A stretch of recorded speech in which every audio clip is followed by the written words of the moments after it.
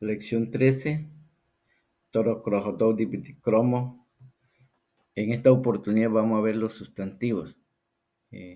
Hondron. Hondron Niegobidinunegui. Vamos a ver las aves domésticas. Hondron Niegobidinunegui. Tenemos Hui, que es gallina, andalán, gallo, Quinoboli, pollitos. Babi, que es pavo, vato, pato, paloma. Aquí para referirse al pavo macho, se dice babi unsu. Igual al pato macho se le dice vado unsu. Y para la hembra se dice babi muere. Y también la hembra del pato, vado muere.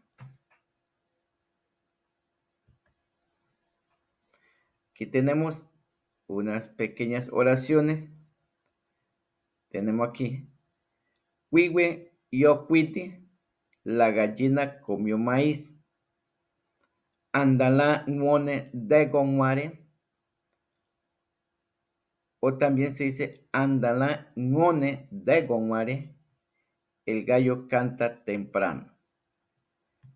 Andalá ngone degonware. Andalá ngone degonware.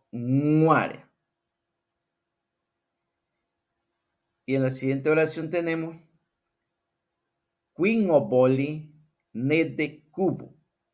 Quinoboli nede cubo.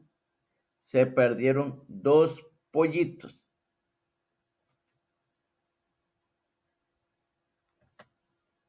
En la siguiente oración tenemos Tito babi unsun cri nibiare. Tito babi unsun cri nibiare. Yo estoy cuidando un pavo grande.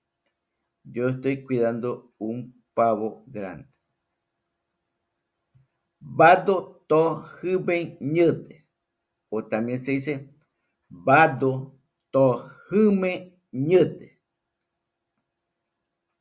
Vado to huben ñute. O también se dice vado to hume ñute. El pato se está bañando en el agua. Y la última oración tenemos Niaragüe ud kur hudad. Niaragüe ud kur hudad. Él compró la paloma en el pueblo. Él compró la paloma en el pueblo. Hatuaida, nos vemos. Espero que les sea útil en el aprendizaje del idioma ngobere.